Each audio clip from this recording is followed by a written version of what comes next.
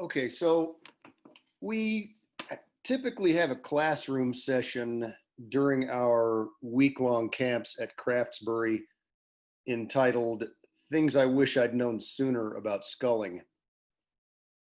And for me, the sort of the king of that topic, the thing that I most wish I had known sooner about sculling and really about all sport, is that arguably the most important thing that you're training is your nervous system.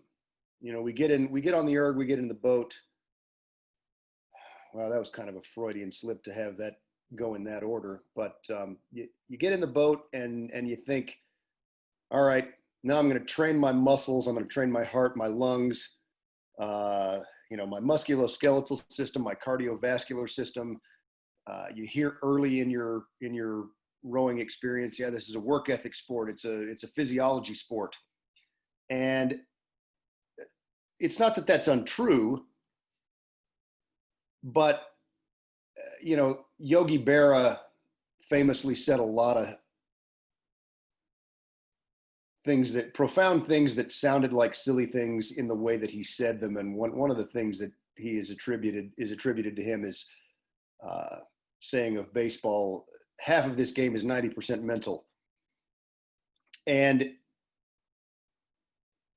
I've kind of got a long-standing obsession with the idea that training the nervous system is the most important part of sport, or at least of equal importance to the physiological aspect, and that it's overlooked or glossed over, or we don't know how to do it, so we just trust that it will sort of happen naturally on its own. And I realized at some point that learning to scull is a lot like learning to walk. Learning to walk is a very complicated problem for your nervous system, but you don't think about that because you're 11 months old and it's a grand adventure. And hey, isn't this great? I almost stood up that time.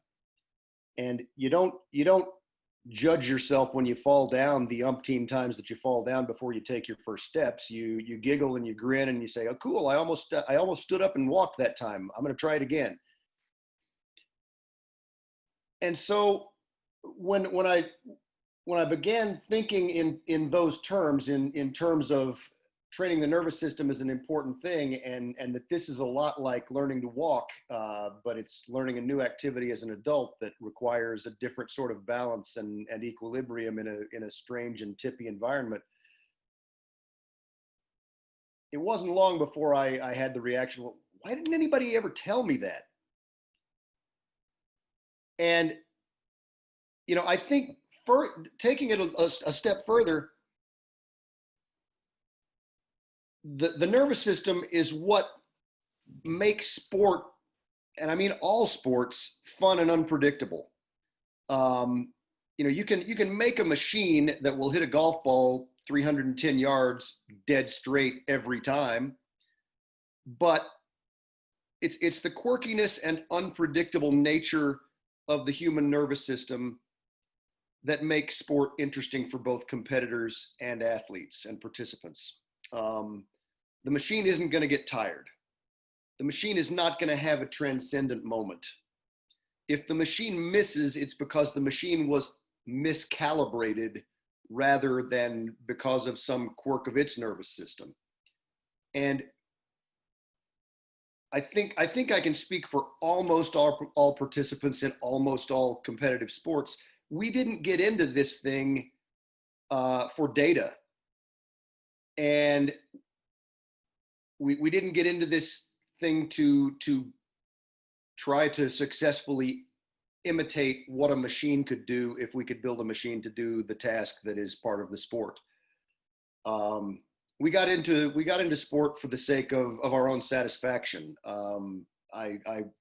30 years ago, I'd have cringed at the use of this word, but we got into the sport because the sport was fun for us. There was something satisfying about it. There was something transcendent about it. So,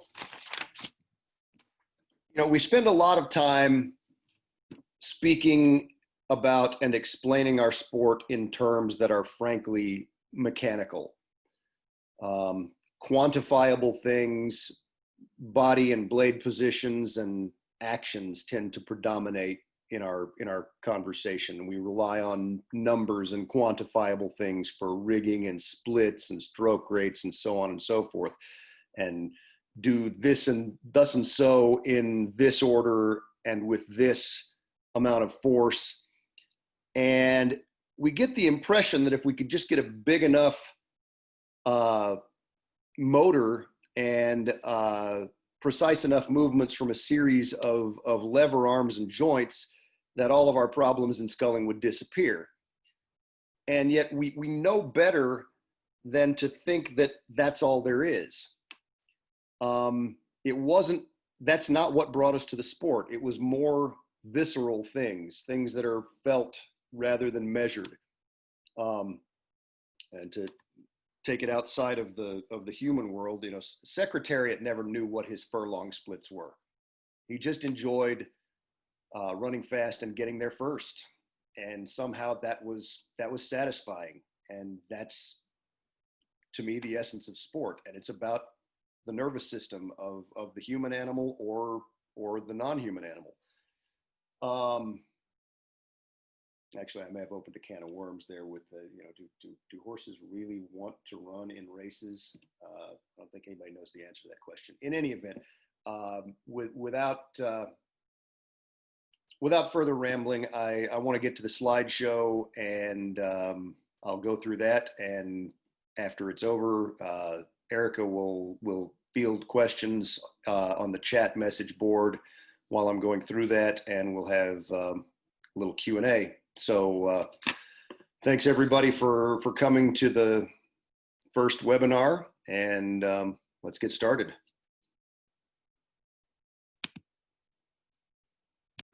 Now we're going. All right. Kind of covered that.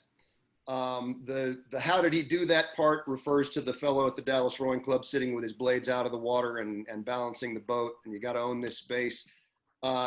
I was coaching the Duluth Rowing Club in the summer of 1994, I think it was, and there was a tall, rangy, muscular, fit kid that had never rowed before that came down to be a novice and learn how to row.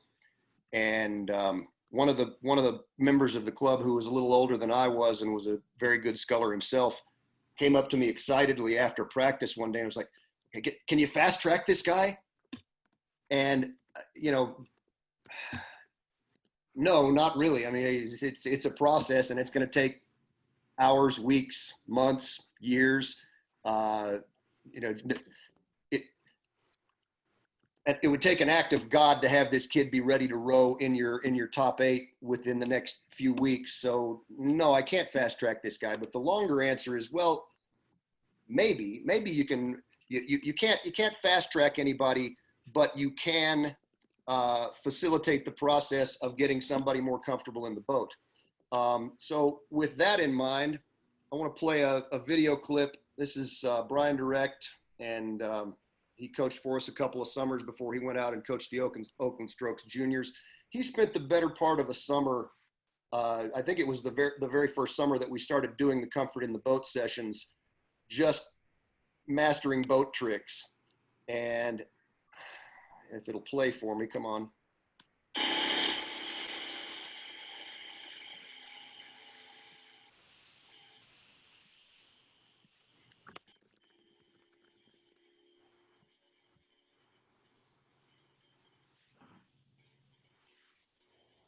Watch his blades if you're not.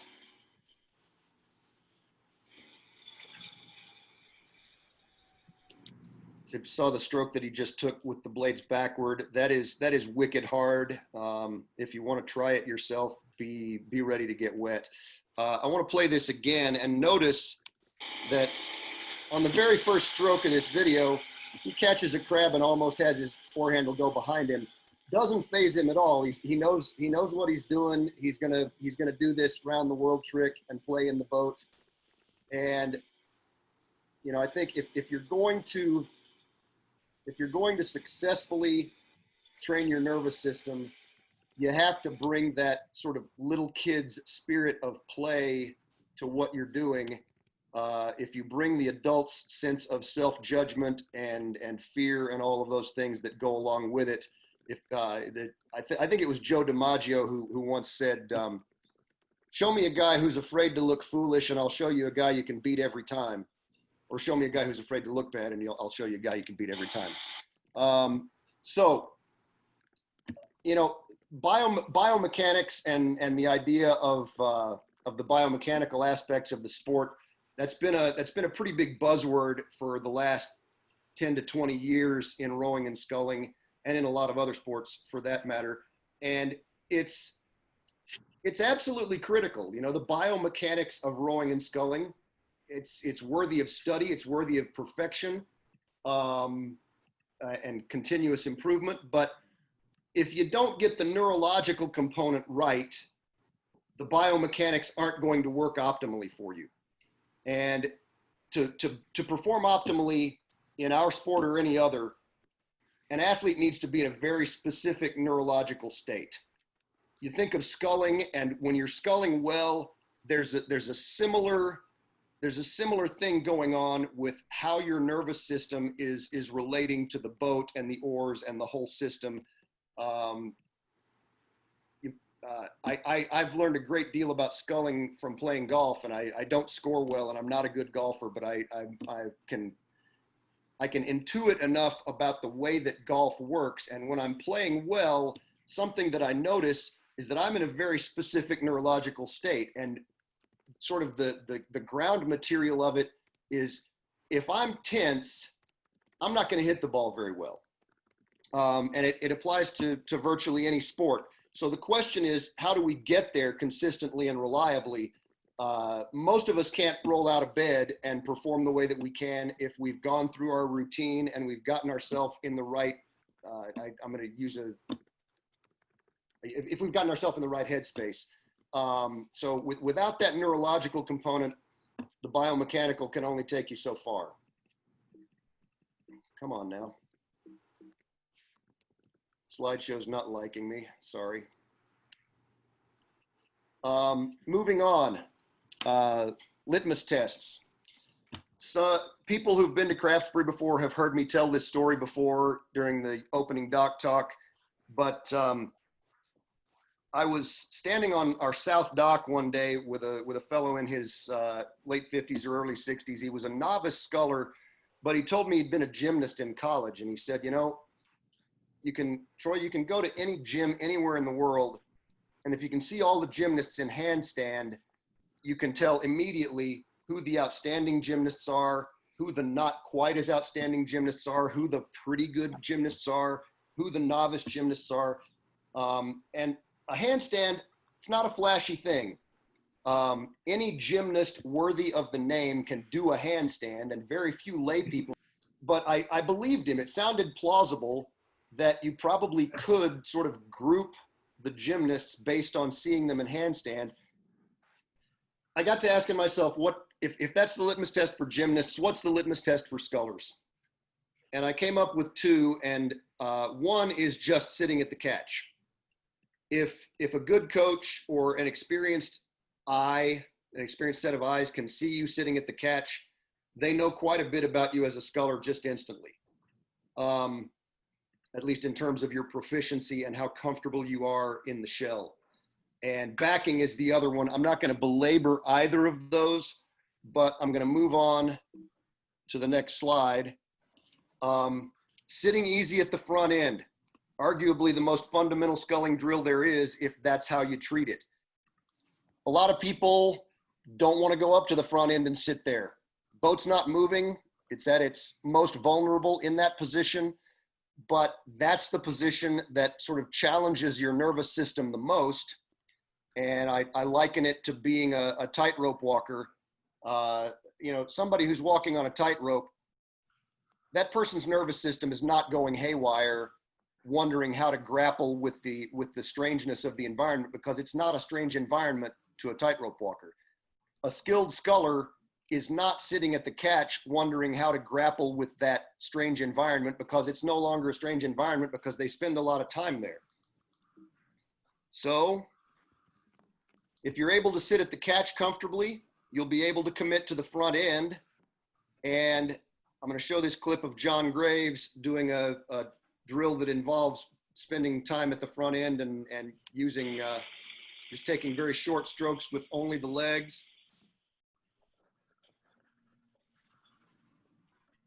If John were not supremely comfortable at the front end, he wouldn't do this drill. And if he did, he wouldn't do it and look the way that he does doing it.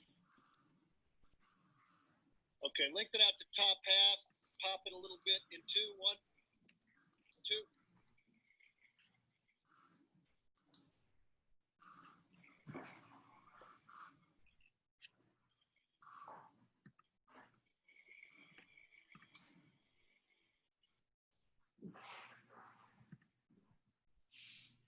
And it's not topical to this presentation, but notice that he's really driving the boat with his hips for that first half of the drive. So file that away.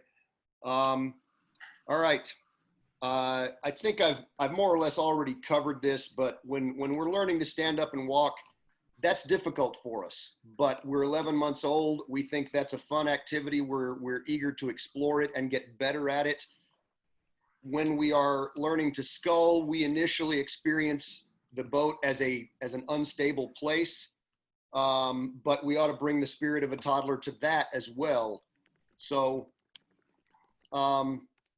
figuring out the rules for a newborn baby, gravity's a new experience. They've been floating around for 9 months. For a toddler, standing is a foreign environment. You don't know the rules, so you fall down. If you're an adult, slacklining, tightrope, tippy boat, similar experience. It's not inherently dangerous, no more than standing up once was. You stand up, you fall down, you giggle, you try again. Your nervous system needs time and deliberate practice to figure out the rules. So, that's upside down, sorry. Most of you have probably at some point heard a coach or some other well-meaning individual say, never let go of your oar handles. It's well-meaning advice. It's backed by good intentions, but it plants a seed of fear that if you let go of your oar handle, something awful will inevitably happen. And it ain't necessarily so. You see Peter Graves here with his hands entirely off the oar handles. A more useful phrase for that piece of advice might be control your oar handles at all times. And that doesn't necessarily mean holding them. Peter is controlling his oar handles by keeping his weight where it belongs in the boat.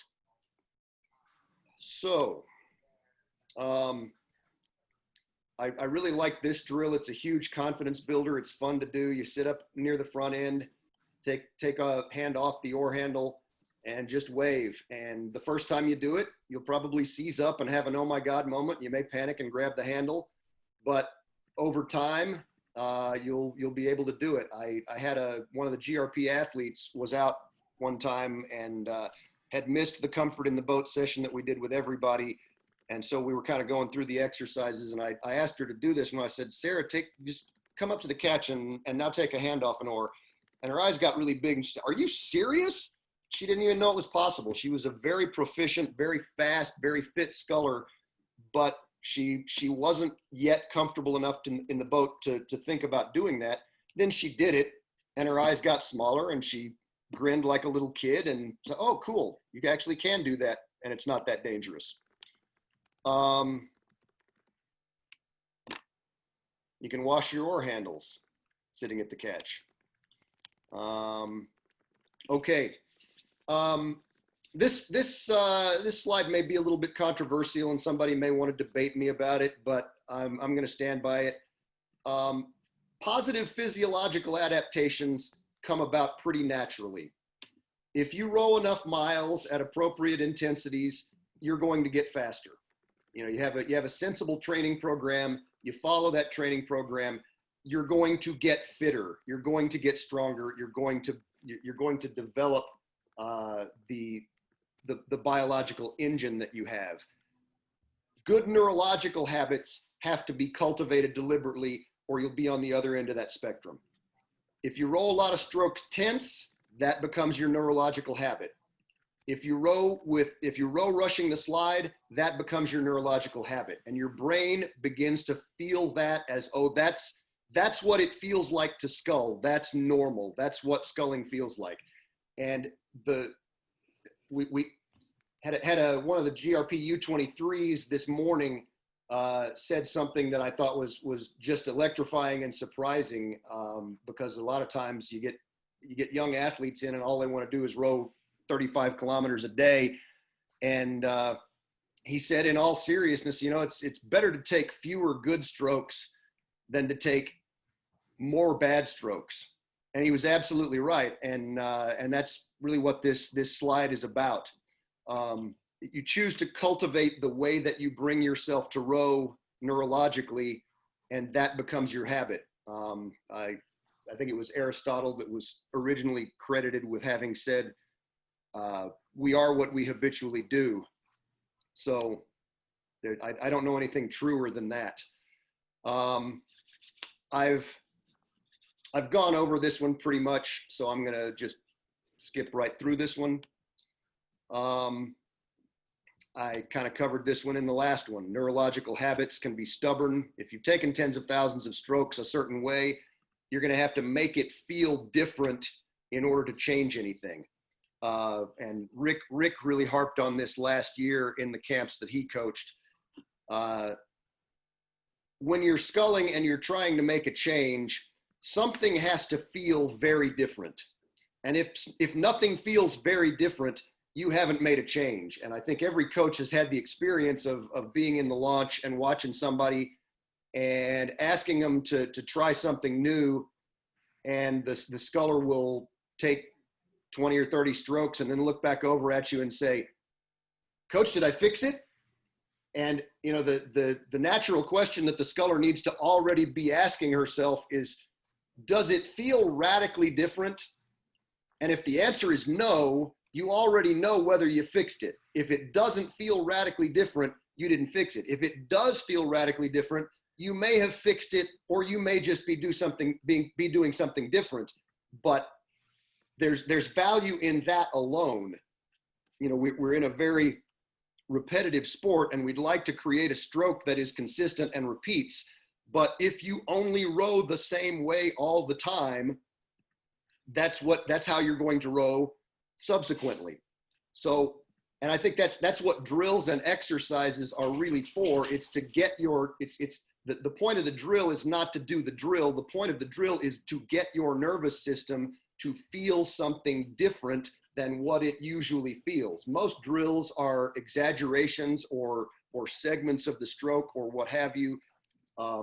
Find the value in your drill work and your and the things that you focus on, or the things that you try to do differently. And that's incredibly valuable for your nervous system, because you get to feel something different than your habit. Lately, I've been doing a lot of starts in my single, and what I find, it's very interesting, and I just noticed this last week. If I clear my blades really cleanly and deliberately and crisply, and I carry my handles a little lower, and I get a really clean first stroke from a dead stop, I will see a lower split that I can't achieve on a subsequent stroke. Like I might see, if I get a really crisp first stroke, I might see a 133, 134, 135 split by the seventh stroke. If I don't hit that first stroke and get that release just right, I will never see a split that low. I don't care how many more hard strokes I take after that. You're gonna see the fastest boat speed of your race on the 6th, 7th, 8th, 9th stroke of the race, and from there on, it's all maintenance. It's all continuing to maintain the speed that you've already achieved. And it's interesting that the key to my starts seems to be that first release. And if I nail that, I get a good start. If I don't, I get an average start. So explore differences. Had a coach in college who was fond of saying of rowing, "This isn't golf." And, he meant that, and he played a little golf himself, but he meant that to be a little bit disparaging of the lack of discomfort involved in golf.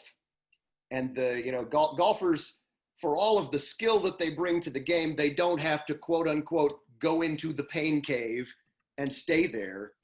And so, okay, in that sense, it's not golf.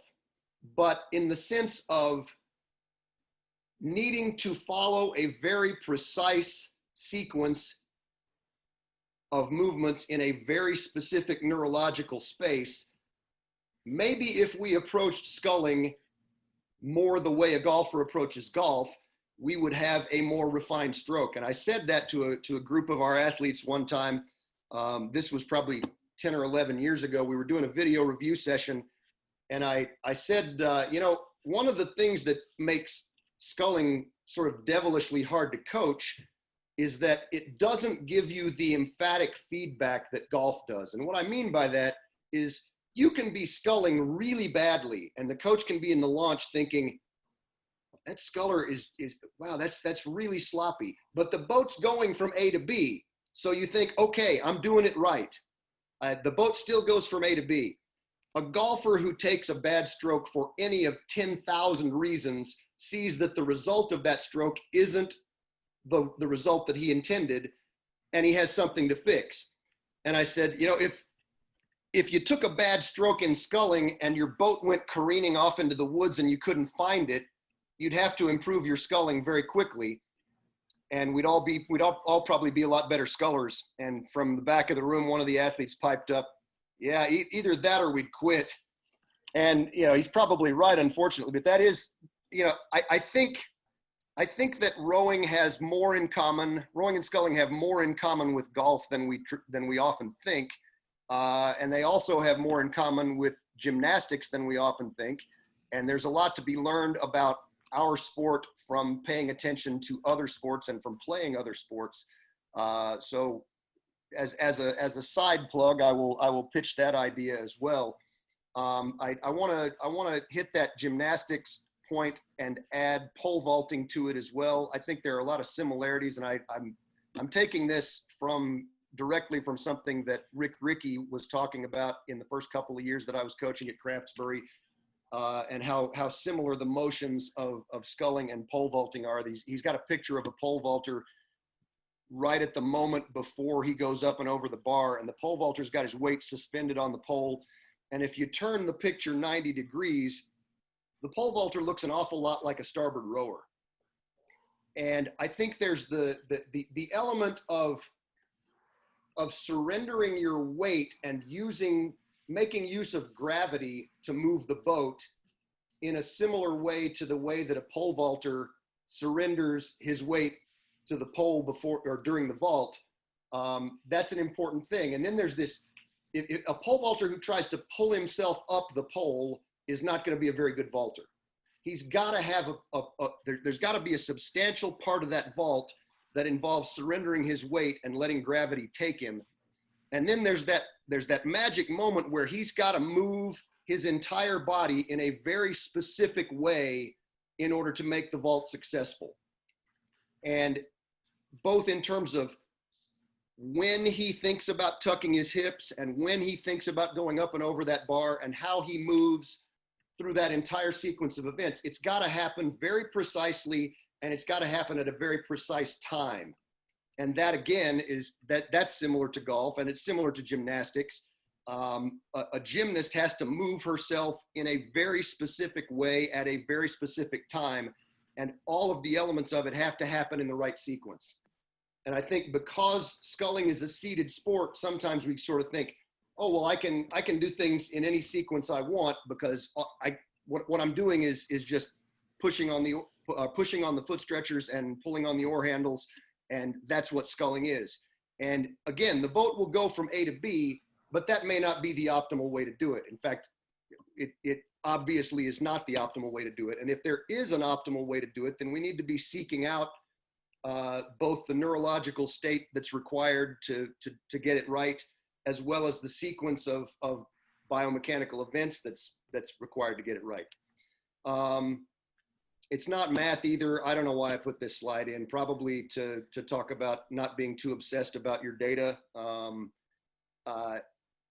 You know, I don't mean don't monitor your data. I don't mean don't keep a log, but sometimes you have to look at the qualitative portion of your sculling rather than the quantitative. And if anybody's ever wondered why we sort of tacitly discourage the use of speed coaches during sculling camp, it's for exactly that reason. We don't want you staring at the screen and obsessing over the numbers. We want you feeling the boat and feeling the system and figuring out how it works. And you can put your speed coach back in the boat at the 4 o'clock row, or you can put your speed coach back in the boat when you get home. But it's good to, sometimes it's good not to have the heart rate monitor on. Sometimes it's good not to have the speed coach staring you in the face all the time. Not knocking heart rate monitors or speed coaches. I use both. I've already discussed, maybe it is golf. We got a video I want to show you. This is Elizabeth Sunshine, one of our GRP alums who is also training with us this summer. She's doing a drill I call the progressive tapping drill.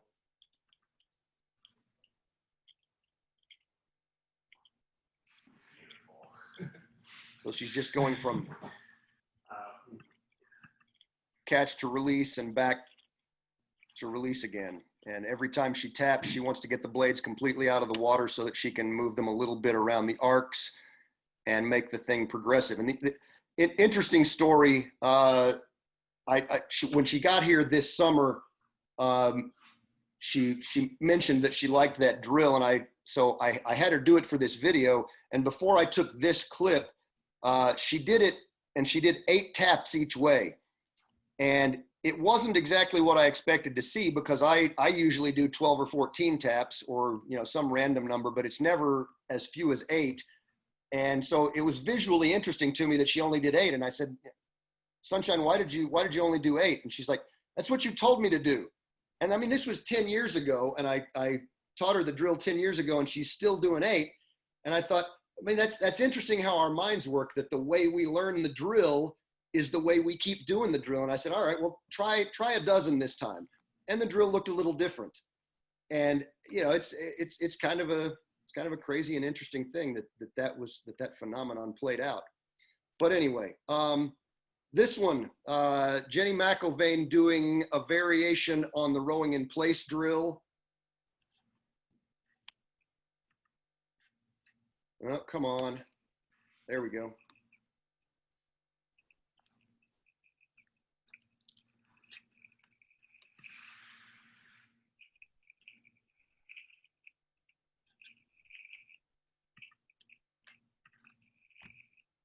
I think the rowing in place drill is an incredibly valuable drill, and this is sort of the next step of, you want to make it a little more challenging, well, just go ahead and do your 1 backing stroke as though you were going to row in place, and then go right into a rowing stroke. That change of direction at the front end tends to be a little bit fraught, especially the first few times you do that drill. You're very likely to have an oh my God moment. You might even panic and wind up wet. But again, the way your nervous system learns is through repetition. And so you court those situations where your nervous system might go just a little bit haywire, and you realize that they weren't as scary as you thought they were. And sure enough, your nervous system over time learns how to manage it. If you can do that drill well, starts from a stake boat cease to be very much of a problem, because if you can start the boat from going backwards, you can start the boat from standing still. It's also a really good rhythm drill, because that first stroke from stop, you can't, if you try to jam the front end and really jump off the foot stretchers as violently as you can, you find that drill doesn't work out as well. You sort of have to build pressure gradually.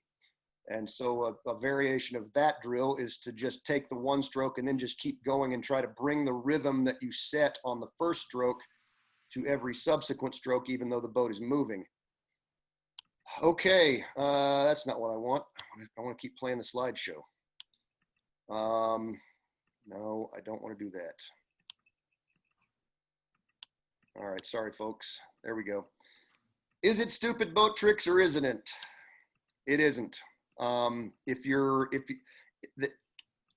This training of the nervous system, I mean, it should be going on all the time, whether you're doing stationary drills or you're just out sculling. You always want to try to put yourself in that spot where you're learning to move the boat better and learning to be more at home in it. But if you systematically pursue stationary drills, your nervous system is going to learn a lot from that. So here's just a few slides of folks doing stuff at our Comfort in the Boat session. And that one I was supposed to have deleted, but that's a stock photo from Apple, sorry. Standing up in the boat, not as hard as you think.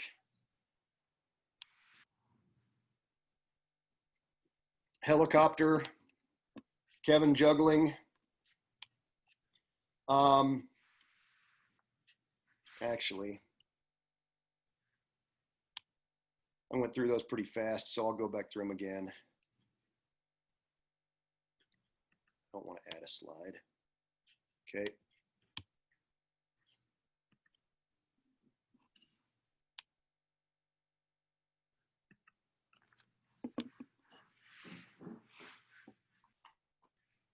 And as I said at the outset, Kevin's one of the most comfortable people in a boat I've ever seen. So there's your evidence.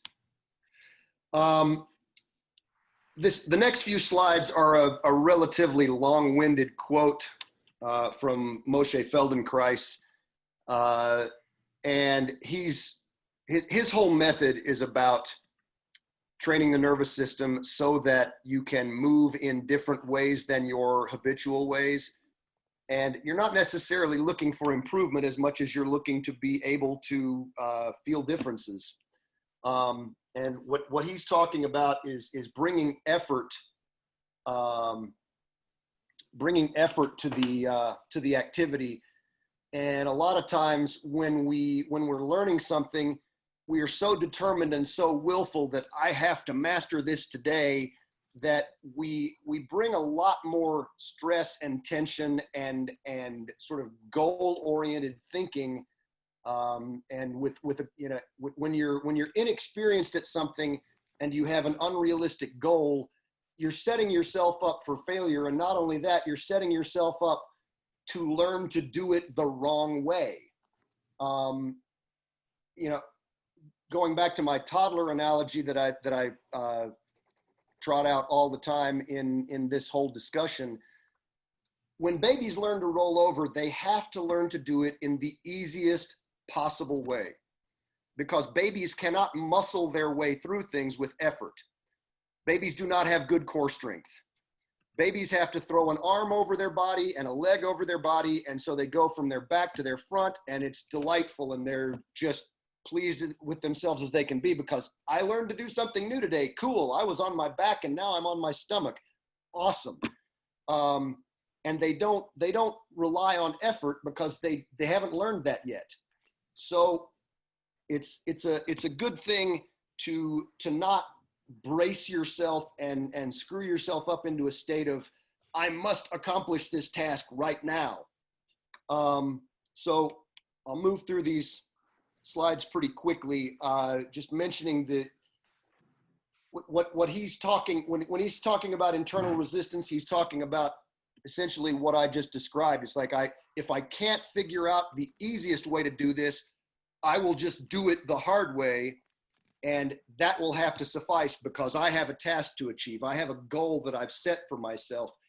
And sometimes it's better to hold your goals a little bit loosely and realize that this whole thing is a process. Excessive effort, harmful strain, and ugly performance. Yep, we've seen some of that. Most of us have done some of that. The bullet point that's the last one on this slide, no clear idea of how to mobilize ourselves for a task. If we don't know how to do the task, we'll do it with sheer grit and willpower and muscle. And again, we're probably better off being good toddlers in that situation and figuring out an easier way to do it, because in the long run, that's going to serve us better.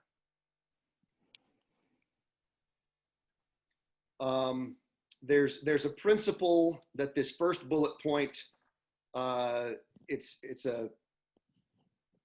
called the Weber-Fechner principle, and it says essentially what the bullet point says, but the illustration that's usually used is that if you're lifting if you're lifting a plastic fork and a bumblebee lands on that plastic fork, you're going to feel the weight of the bumblebee, because the weight of the bumblebee is significant, and you're not making a big effort to lift the fork. On the other hand, if you're doing squats with your body weight on a barbell and a bumblebee lands on that barbell, you're not even going to know the bumblebee's there, because because you're making an effort, and B, because the bumblebee's weight is so small compared to the weight of the barbell. But it's the nervous system aspect of being able to feel small differences. In order to feel a small difference, you have to let yourself do something that doesn't involve a Herculean effort, because if you're making a Herculean effort, you're not going to feel the small difference. So that sort of flies in the face of a useful aphorism that, and I'm not throwing this one out, because I think there is some truth to this one, but some of you have probably heard before. You can learn to row by racing, but you can't learn to race by rowing. And there is some truth to that. You can learn valuable things about rowing at race pace in race situations, but you can't learn everything you need to learn in order to optimize the technical aspects of your stroke that you need to be as fast as you can possibly be. So the converse is also true. You can't learn everything about rowing by racing. So there you go.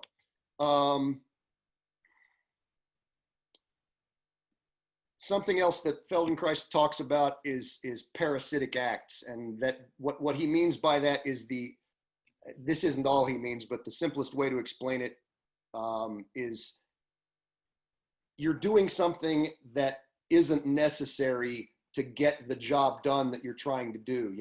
Maybe you're pushing a refrigerator and you're clenching the muscles in your jaw. Well, are the muscles in your jaw helping you push that refrigerator? Absolutely not.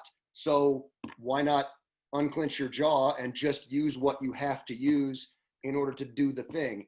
And as adults, our movements are absolutely full of parasitic acts.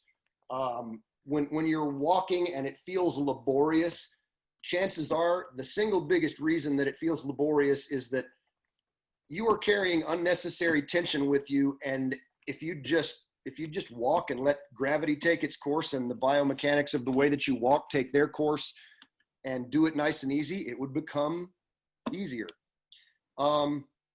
So there you go. The sensation of effort. You're doing things that you don't need to do in order to do what you intend to do. So make an effort. Not always the worst advice, not always the best advice. Oftentimes not very good advice. By reducing the urge to achieve and attending to the means for achieving, we learn easier. All right, so we're getting close to the end of these slides, and Erica, are you going to give me some questions? Or are there any? Okay, fine. I have one so far. If anyone has questions, they should send them. Okay. Anyway, this is a 4 from Middlebury College during the 2015 spring semester, when I had the profound blessing of getting to coach them as an interim coach. And we had been doing tapping drills, which are among my absolute favorite drills, especially and very useful for training the nervous system. And the young woman in bow seat just was not able to keep in time with the tapping of the other 3. And it sort of arose spontaneously that they broke into the rhythm of the Queen song, "We Will Rock You." And so if you don't have the sound up, turn your sound up and we'll play this clip.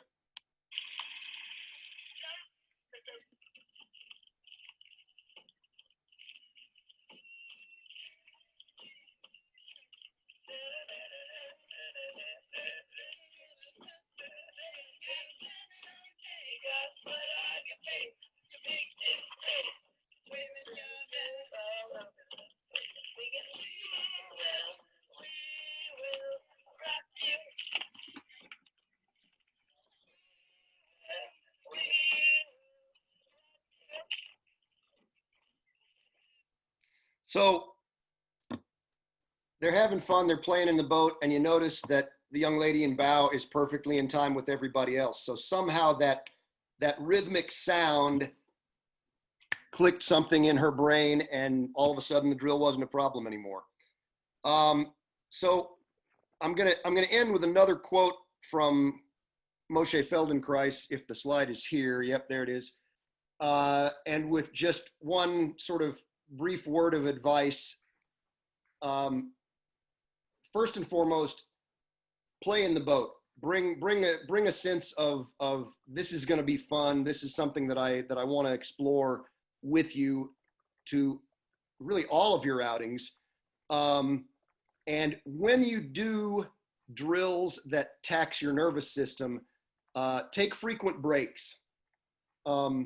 It's you may think, oh, I'm not working that hard, so I don't need a break. I'll just keep going. But if you stubbornly keep doing a drill that you're not doing as well as you'd like, you're gonna reinforce, and your brain gets tired. You know, it's not hard on your muscles, it's not hard on you physiologically, but it is difficult. It's a hard thing for your nervous system to do. So taking frequent breaks and getting a drink, just taking a breath, what have you, that's enormously helpful because it gives your nervous system a little bit of a rest. And during that rest, whether you know it or not, it's processing what it just did and figuring out if it can do it better the next time. And a lot of times what you'll find, especially with stationary drills, is the ones that really intimidate you the first time you do them. If you do them a couple of times and you don't get the result you want, and you take a break and you either just rest for a minute or you do another drill and then come back to it, a lot of times you find that the drill that intimidated you 5 minutes ago or even 90 seconds ago has become much easier. The first time somebody sits at the catch with their blade square, you know, you tend to start trembling down in your glutes and your sit bones. It's like, I don't know what to make of this. And you know, honestly, the first time I get in the boat in the spring, if I go to the catch and sit with my blade square, I have that reaction. My nervous system has to relearn what it knew in November when I got off the water. So I'm going to stop sharing my screen and let's see. Erica, do you have that question? Yes, I've got a few more and I'm trying to keep up with them. So I'll start off with a question from Mike Wagner, who asked, which comfort in the boat drill took the longest for you to get a feel for or to master? Well, I could start with one that I admittedly have still not mastered. I'm sort of at the advanced novice level. I'm no longer anxious or fearful of getting wet on this drill, but it's still difficult for me, and I still miss it about 2 times out of 5. But the around the world drill that we saw Brian doing in that initial clip, the first clip that I played, that one has been one that's been hard for me to master. There's the use the force drill that you toss the oar handle out in front of you, and then let the momentum of the boat bring it back to you. That one was remarkably easy to master, but sort of the advanced variation of tossing both oar handles out in front of you and letting them both return to you, that's one that I'm very much a novice at that. I'll get that one right 1 time out of 4, and 2 times out of 4 I'll get wet, and the other time I'll almost flip and make a clumsy recovery and stay dry. I think the sitting at the catch and tapping was one that took me a while. And my favorite variation on the tapping drill of starting at quarter slide with the blade square and in the water, tapping and going to full slide, and then tapping and coming back to quarter slide. So you're moving on the slide back and forth. That one took me a while, and I feel like I've got that one. I'd give myself a B+ on mastery of that one. So those were some tough ones. All right, Erica, next. So a couple people asked quickly, what was the final quote that you were going to show? Okay. I'm going to have to share my screen again. Sorry. Or actually, no. I'll repeat it a couple of times, and if I need to at the bitter end, I'll share my screen so that you can see it in the dramatic black and white.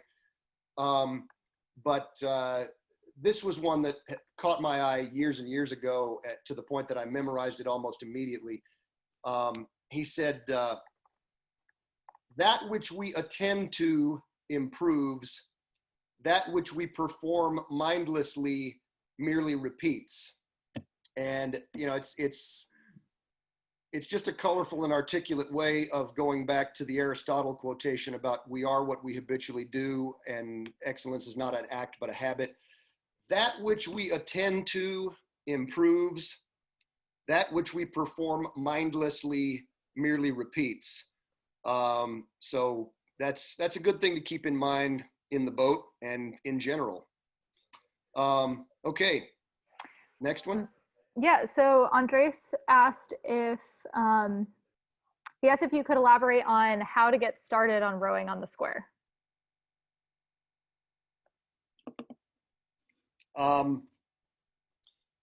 Well, sort of two ways. The easiest way, if you've got access to one, is to get in a nice fat boat where the boat itself is a lot more forgiving, and that way you can carry your hands pretty low and not have the sort of sense of anxiety of, oh gee, I might tip over or what have you.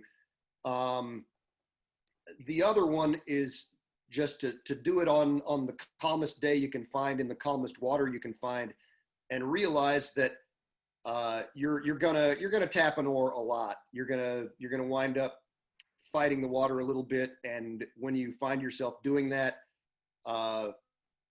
you just sort of have to loosen up your hand placement and let yourself be a human shock absorber, and learn to clear your blades cleanly and simultaneously. I think the best preliminary drill for starting a session of trying to learn to row on the square is just that tapping drill at the release, because rowing on the square or quarter feather, which is kind of what I prefer. I don't really row on the square at all anymore, or even try. I got a lot of coaches, and I'm among them. I'm not saying that rowing on the square is a bad idea, but a lot of coaches will tell you that rowing on the square tends to produce washing out, and it creates sort of an awkward release motion, and you don't want to habituate that. I don't think any great harm comes from occasionally rowing on the square, but I think it's more natural to let the release happen the way it wants to, which is essentially quarter feather. Just don't deliberately feather. But to return to my point, sorry, I digress. The tapping drill at the release teaches you very quickly that if you do the same thing at the same time on both sides, and you get your releases out exactly at the same moment, the boat will stay stable and it will be on an even keel, and you'll achieve a dynamic stability. If your releases are at all mistimed, the boat's going to want to roll. And the same is true, and it's sort of exponentially magnified when the boat is moving and you're trying to row on the square. So you do the tapping drill, you try to row on the square. If it's frustrating you, you stop, you do the tapping drill again, you try to row on the square again, remind yourself to stay relaxed. I first learned to row on the square in a single. I'd rowed on the square in 4s and 8s before, but my college coach happened to come by me in the launch when I was in my single one day and said, "You ought to learn how to row that boat on the square." And I just thought, that's the craziest thing you've ever said. There's no human being alive who can row a single on the square, because I'd never seen anybody do it. But he sounded serious, and he just roared off in his launch. And I was like, all right, if he thinks it's possible, I'm going to do it. So I spent 30, 40, 50 minutes, and the first part of it was a struggle. The second part of it was less of a struggle, and after a while I was able to do it. And as he predicted, when I went back to the feather, my releases were a lot cleaner, a lot more simultaneous, and I was clearing the blades a lot better. So it has value. Okay. All right. Let's see. So Susie Hayes asked, what does Troy think about visualization? I think it's great, but I'm not very good at it. Speaking of that idea of Feldenkrais saying, just sort of set aside the goal-oriented, I must achieve this right away thing. I haven't been very good at setting aside the goal orientation with visualization, because I close my eyes and I try to visualize something, and I can't play a digitized movie version of it in my mind's eye, and I get frustrated because I'm trying to visualize and I can't visualize. But I think, if you don't have to be that literal about it. Sometimes visualization is just being still and quiet and trying to put yourself, remember what something felt like. And I think that's an incredibly valuable thing, and that does work pretty well for me. If I remember during my warm up to try to just sit still, and sometimes even on the water on the way to the starting line when I've got plenty of time to get to the starting line, just sit still and remember a really good race in similar circumstances and similar conditions, and what did it feel like? What did my rhythm feel like on that day? What kind of mood was I in on that day? Can I reproduce that neurological state that I had? And it works pretty well. It's not foolproof. Sometimes you have a great day for inexplicable reasons. Sometimes you have a not so great day for inexplicable reasons, but you give yourself a little bit better chance of optimizing your performance if you spend a few quiet minutes trying to remember what a previous good experience felt like. All right. Okay. Here are two questions that are similar, so I'll kind of read both of them and you can address them together. One person asked about getting back into a boat with a bow-mounted rigger instead of a stern-mounted rigger, and someone else asked about trying to stand and do comfort in the boat tricks with a bow-rigged single. They're finding it more difficult than in a stern-rigged boat. So I guess just talk about those differences. Yeah, and I wish I had a better answer, but it's hard. It's harder to do. Getting back in a bow wing rigger single, if you struggle to get back in a single that has traditional riggers, you are not going to be able to get back in a bow wing rigger. Funny story, the inventor of the bow wing rigger called us at Craftsbury and knew that we did the flip experience and said, have you guys ever gotten back in a bow wing rigger? And we said, yes. And he said, well, okay, how did you do that? I said, well, you invented the bow wing rigger. But it was just funny that was the way that it transpired. But you have to be able to come up out of the water more vertically. And so it requires more core strength, more strength in your shoulders. But the challenge is coming straight up, because you can't sort of lie horizontally across the boat the way that you can with a rigger a single that doesn't have a bow wing. As for doing standing boat tricks in a bow wing rigger boat, if you're going to do that and you trust yourself to do that, and you notice that our coaches, when we do the comfort in the boat sessions, we usually don't row our own personal boats, because they tend to be a little bit more expensive and more fragile than the very durably constructed Pinerts. So, you know, if you're going to do boat tricks where you might wind up falling on the boat or the rigger, you're probably better off in a boat that you're not afraid to damage. And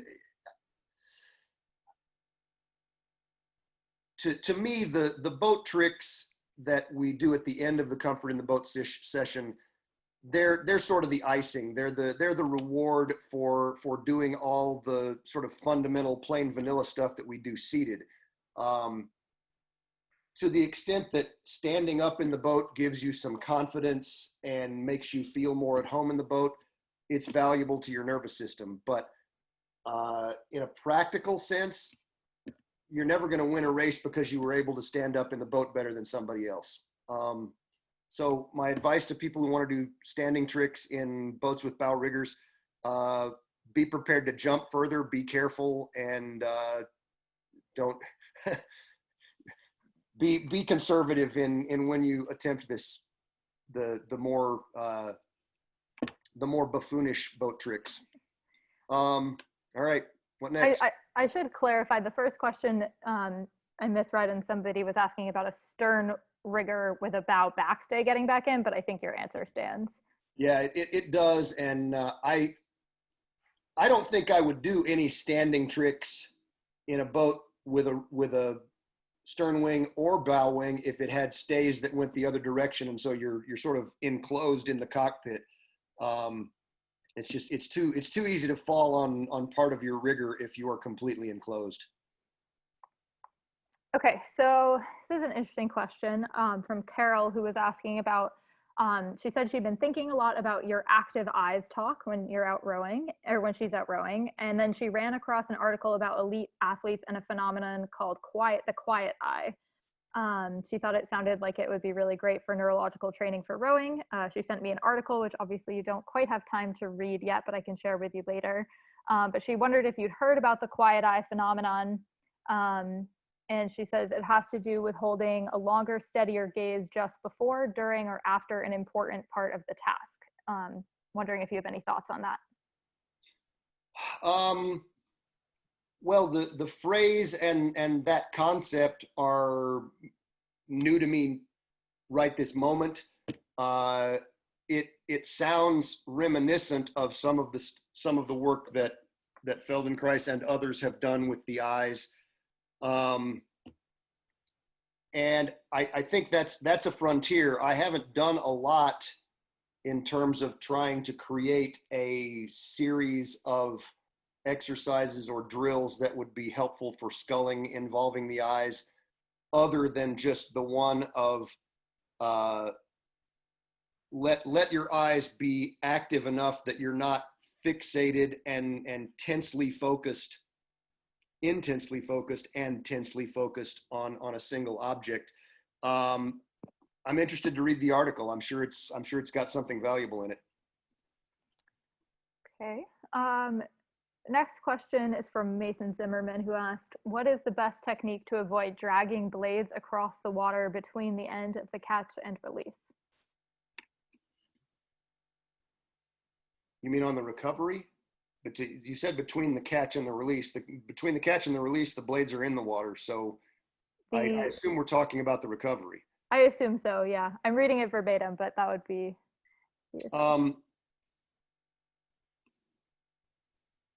I'm going to quote Rick again and say that carrying your blades off the water doesn't need to be a goal.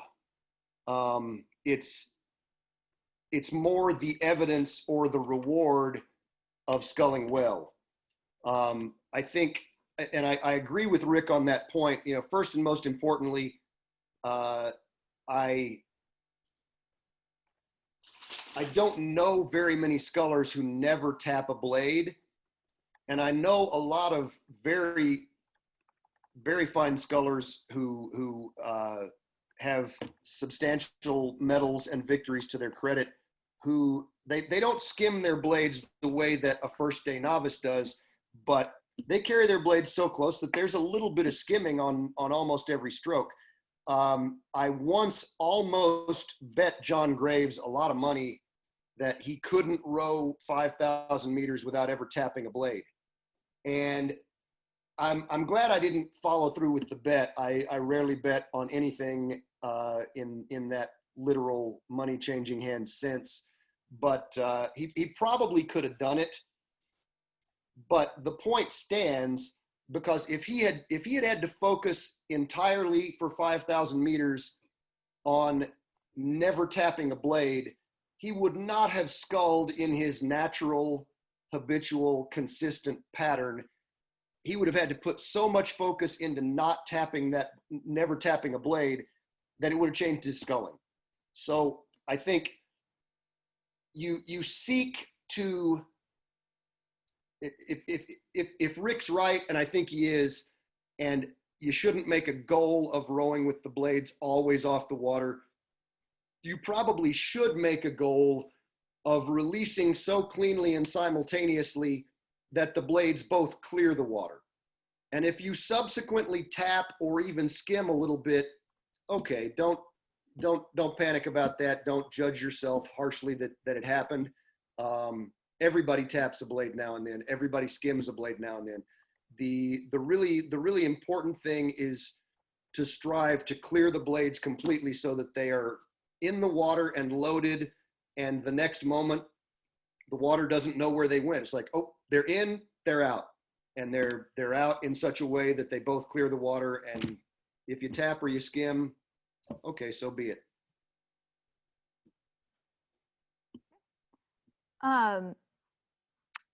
Question from Mike Wagner asking, oh, he already asked one, so he'll double dip. What is your favorite comfort drill to relieve tension in the hands and promote a better hold on the handles? Probably Hi Mom.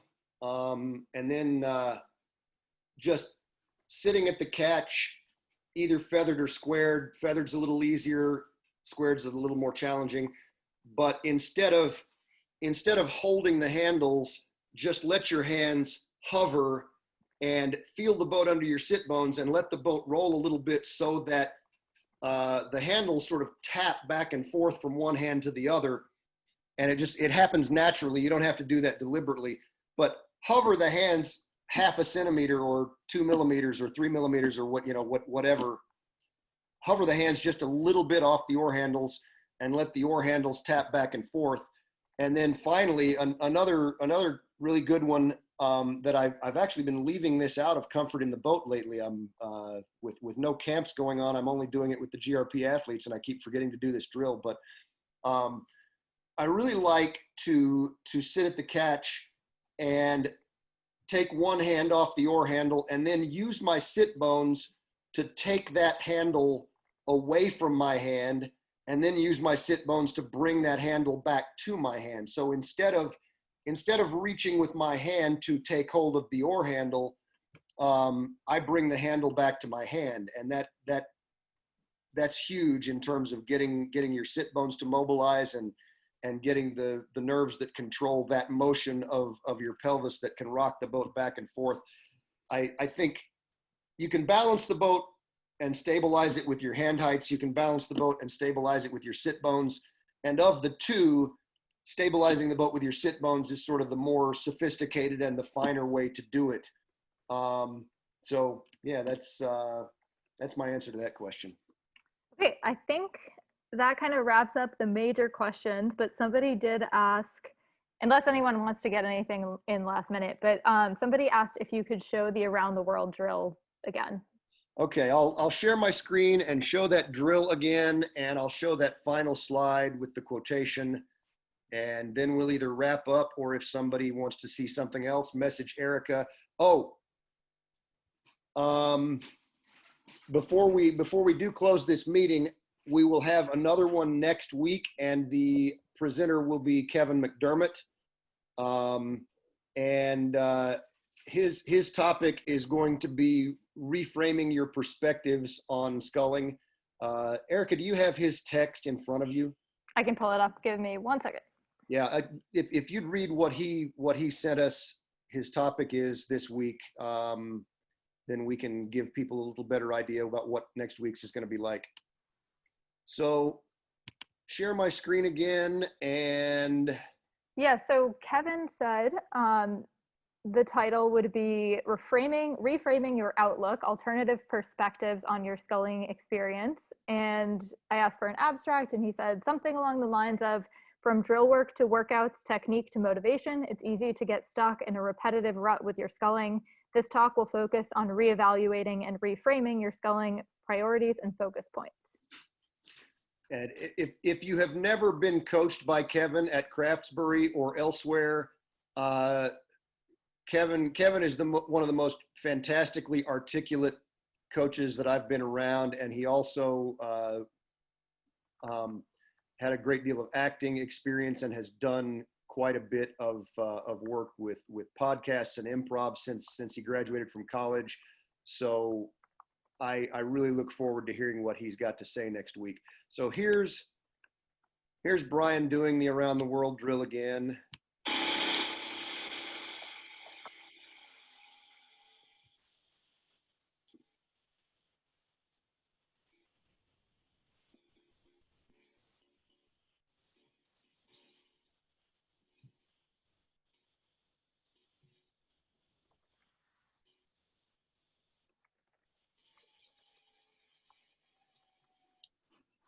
And one more time.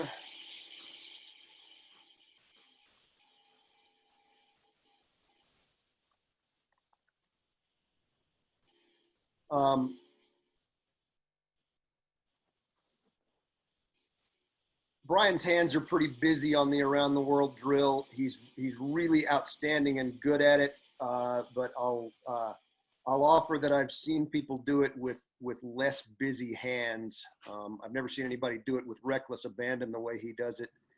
Let me show you. I don't know if everybody noticed, but Jenny's back into the catch drill also involves one stroke of around the world at the tail end. So keep an eye on her blades.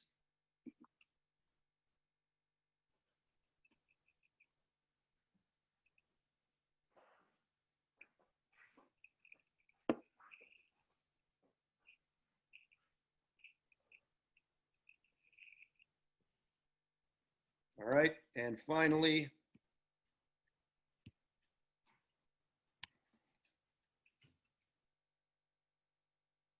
that's a good place to stop. Erica, did anything come up in the interim? Yes, one more question. Actually, two more. Carol asked if Brian Direct was rolling his hands forward when he was doing the drill. And no, he's feathering his blades in the usual way, but he has to do it 4 different times. So he gets his wrist and his fingers involved 4 different times in rolling the oar handle back toward him. So yeah, he does that drill. I have seen people do it in the opposite direction, and obviously that's a little more fraught, and you have to clear the blades and carry them off the water a little more successfully to get it done in the opposite direction. Both ways are pretty hard. There was a second one. And Tom asked about preferred technique for backing the boat, whether you prefer flip doors, what you think the best technique is. If I have to back a long way, I feel more stable with my blades turned backward and upside down. So I prefer that if I'm pretty confident that I'm not going to have to reverse direction quickly. Sometimes backing into the stake boats, especially the last few strokes, I'll turn my blades and have the spoons face forward in the normal orientation, because at that then you're prepared to go right into a rowing stroke, as you saw Jenny do in that stationary drill or the rowing in place drill variation. It really doesn't matter. It's a matter of personal preference. I guess there are people who will froth at the mouth telling you, no, you have to do it this way or you have to do it the other way. Do it whichever way you're most comfortable with. But the advantage of spoons forward is being able to go right into a rowing stroke in reverse direction. The advantage of spoons backward, to my mind, is a little bit of stability. Okay, thanks for coming, everybody. This was a blast. We are 1 minute over the advertised time, so I will stop sharing my screen and we'll end this meeting. And it will be published somewhere. It's recorded, so now it's up to our IT department. Thanks for coming. Thanks, everybody.